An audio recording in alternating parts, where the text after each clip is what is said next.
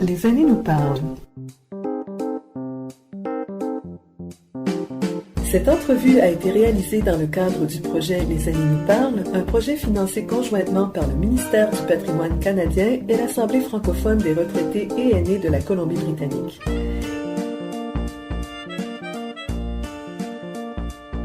Je suis aujourd'hui à Vancouver. Je rencontre Claire Trépanier, qui est directrice du Bureau des affaires francophones et francophiles à l'Université Simon Fraser de Burnaby. Elle a aussi été professeure de français au niveau universitaire pendant plus de 30 ans.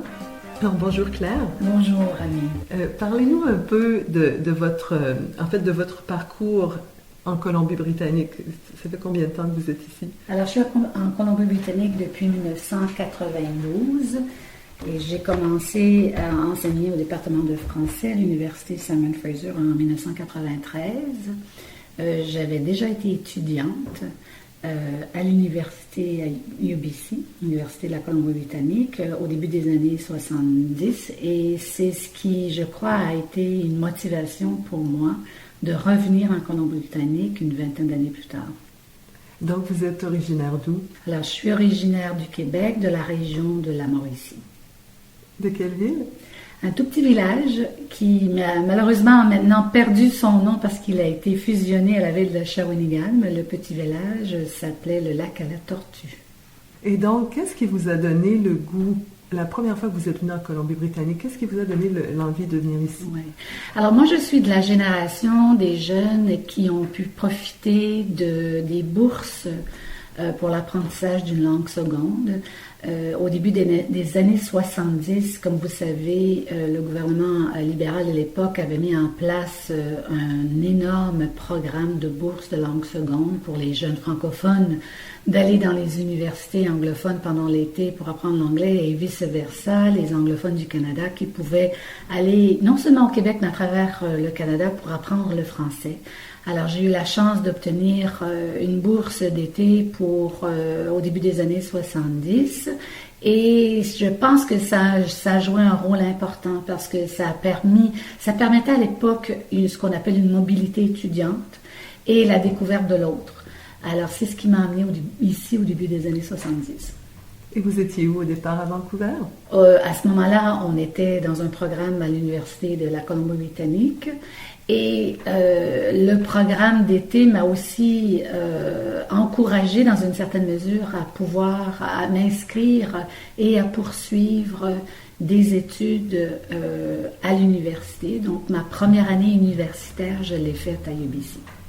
Et c'était pour devenir professeur de français?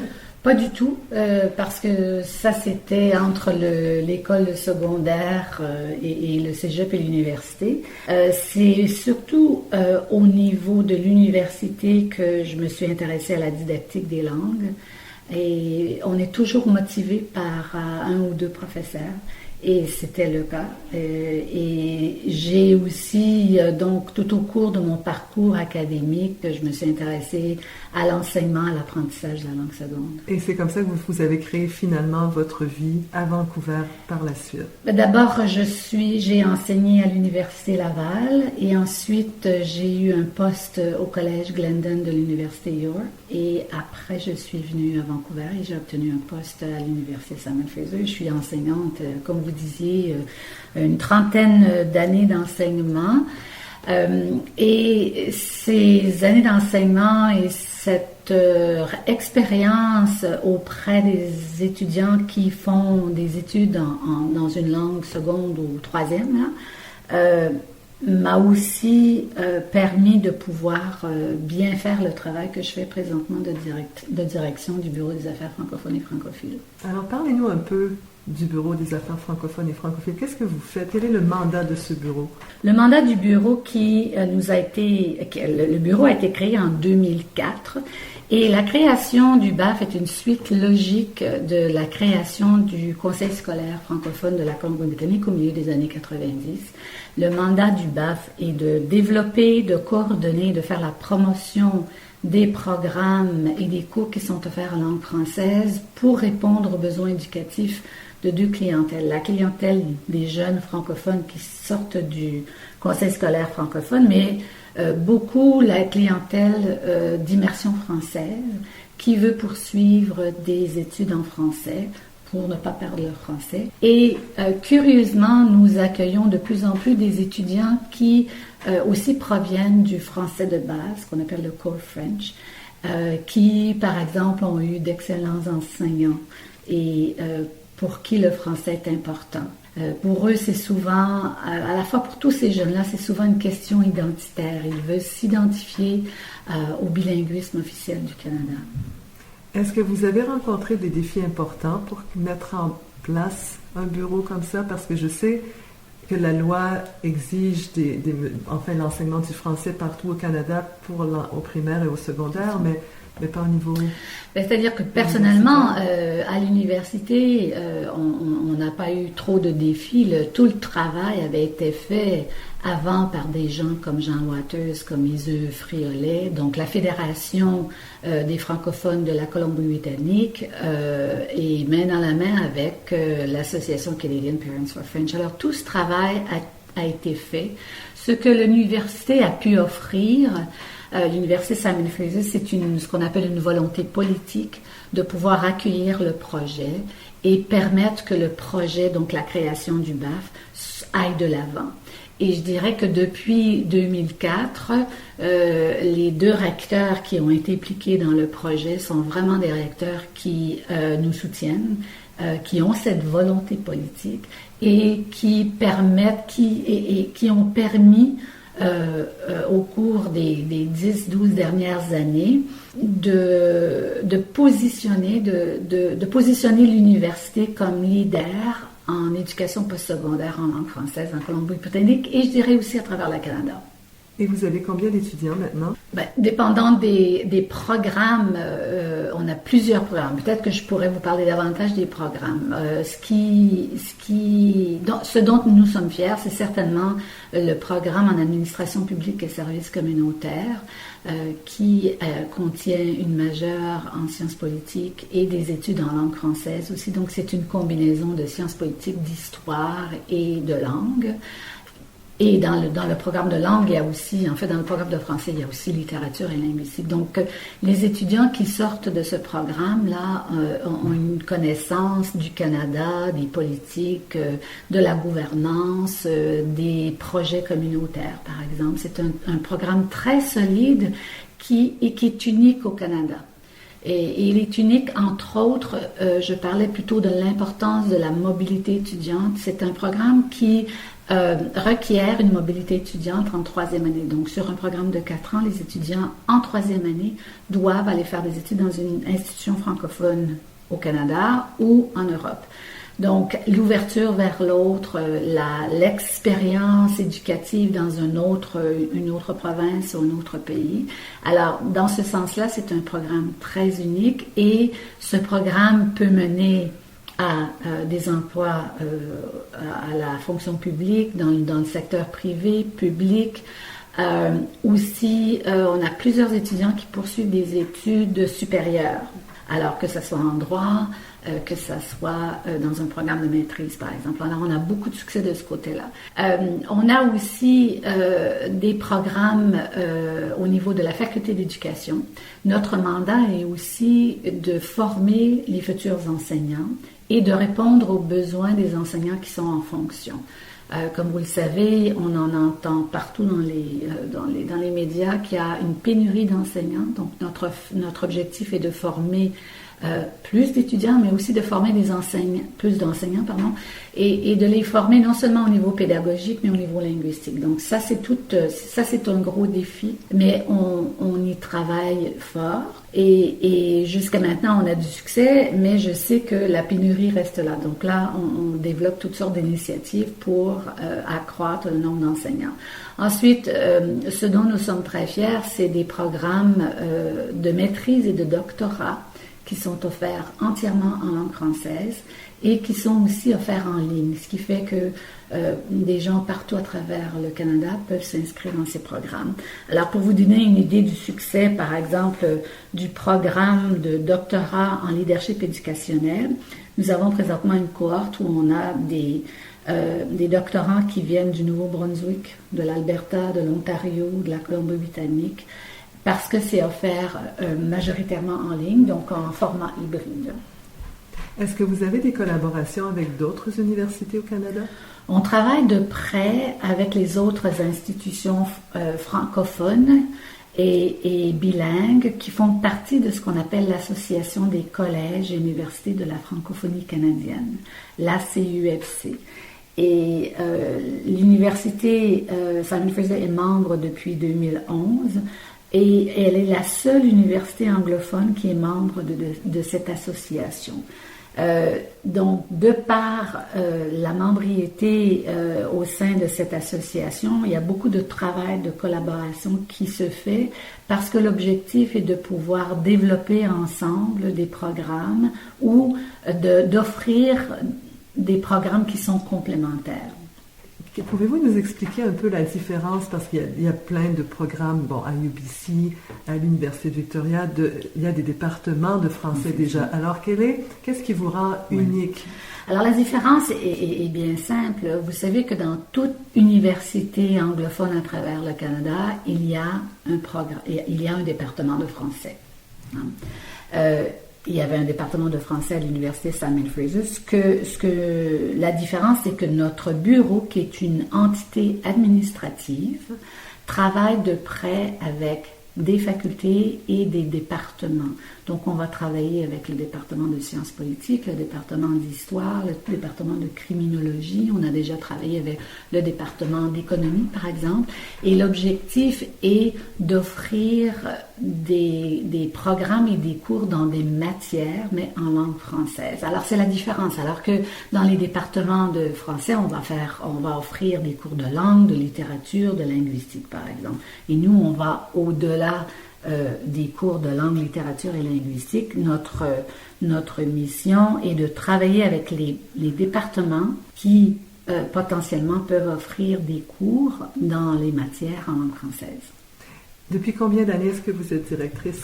Alors, je suis directrice depuis 2008. J'ai été directrice adjointe dès le début de la création du BAF 2004. Alors, j'ai vu évoluer le bureau. Il se fait de très, très belles choses. Et comme je le mentionnais tout à l'heure, tout ça s'est rendu possible, grâce à la volonté politique de la haute administration, mais aussi grâce à tous les efforts et tout le travail qui est fait au niveau des facultés avec lesquelles on travaille et surtout des départements, incluant bien sûr tous les collègues avec qui nous travaillons. Et quand vous êtes arrivée, est-ce que vous aviez une direction particulière que vous vouliez donner au bureau? Quand j'ai commencé au poste de directrice en 2008, évidemment, on voulait bien sûr continuer tout le travail qui avait été fait par la directrice qui m'a précédée, Yolande Grisé, qui avait fait un travail extraordinaire pour bien faire connaître le bureau à l'intérieur de l'université et créer des liens avec la communauté ou les communautés francophones et francophiles. Alors, un autre aspect de notre bureau, on a un mandat, bien sûr, qui est un mandat que je vais appeler académique, c'est-à-dire le développement de programmes, la livraison de programmes. Mais un autre aspect qui est vraiment très important, c'est tous les liens que nous avons créés avec les différentes associations, la Fédération des francophones, par exemple.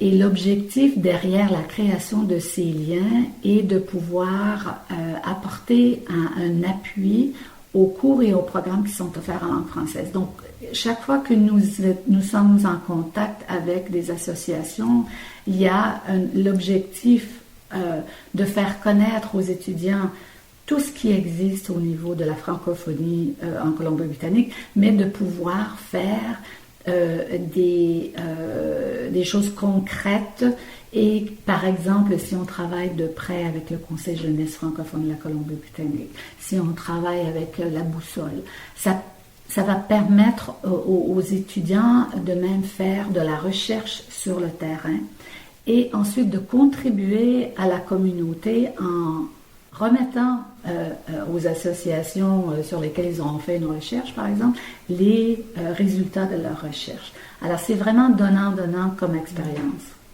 Ça va un peu dans le sens de ma prochaine question. En fait, vous y avez presque répondu. Quel est le rôle du BAF dans la francophonie de Colombie-Britannique? Oui. Qu'est-ce que ça apporte de plus? Mais je pense que toute communauté qui veut grandir, qui veut s'épanouir, a besoin de tenir compte du volet éducation.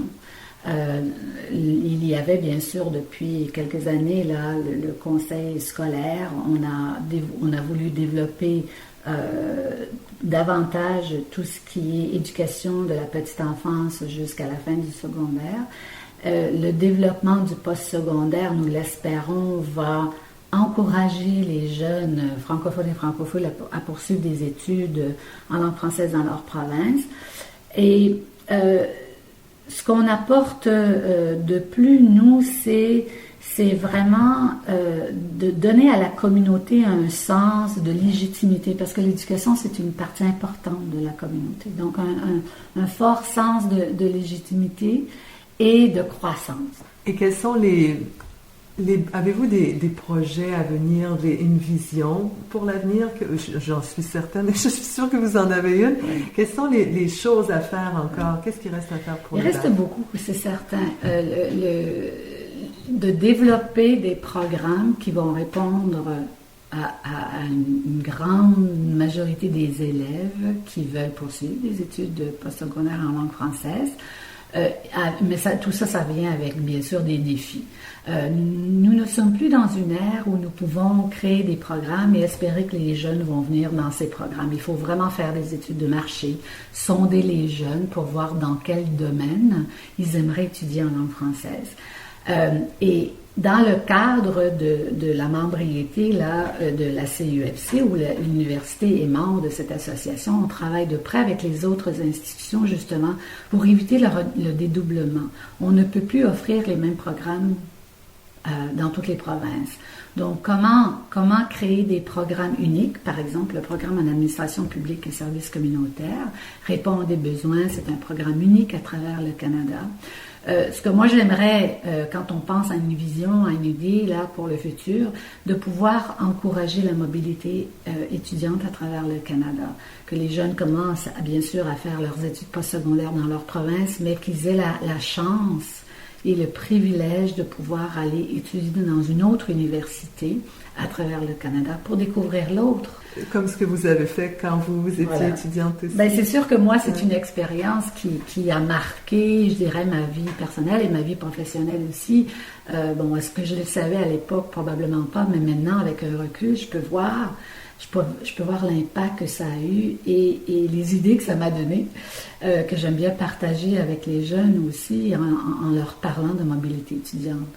Donc, finalement, c'est une expansion vers le Canada. C'est pas seulement un projet de province, c'est vraiment un projet canadien. J'ai mentionné tout à l'heure que notre bureau a vraiment contribué au positionnement de l'Université Simon Fraser comme étant le leader en éducation postsecondaire, non seulement en Colombie-Britannique, mais à travers le Canada.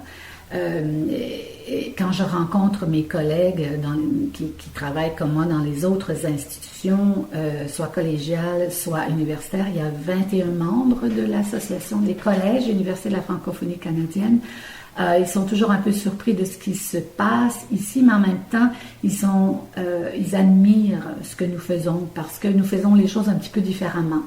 Entre autres, je dirais que nous sommes l'institution qui est la plus inclusive concernant l'inclusion des jeunes francophiles pour qui le français n'est pas nécessairement la deuxième, mais la troisième et la quatrième langue. Donc, nous avons dans notre clientèle étudiante des étudiants qui ont un plurilinguisme individuel, mais qui valorisent beaucoup les deux langues officielles du Canada et qui sont très fiers de pouvoir faire des études en langue française et en anglais aussi, bien sûr, à notre université. Et je pense que ça, c'est une contribution que nous apportons à travers le Canada. C'est un bel exemple d'avoir des étudiants francophones et francophiles à qui on enseigne comme s'ils étaient des francophones, parce que tout le corps professoral est francophone. Pour terminer sur une note plus personnelle, quand vous regardez votre carrière, votre vie en général, de quoi est-ce que vous êtes le plus fier aujourd'hui? C'est sûr que d'avoir eu le privilège de faire le travail que je fais présentement, de pouvoir contribuer à l'éducation postsecondaire en langue française en Colombie-Britannique et de travailler à son développement. Il reste beaucoup de choses à faire, mais je pense que ce que nous avons fait en équipe, parce que c'est vraiment un travail d'équipe, je pense que toute l'équipe du Bureau des affaires francophones et francophiles doit être très, très fière de sa contribution au développement, à la livraison. On voit des résultats très concrets et quand on regarde les jeunes, on se dit qu'on contribue à la création d'une communauté, d'une société qui est belle à voir. Merci Claire Trépanier. Merci Annie.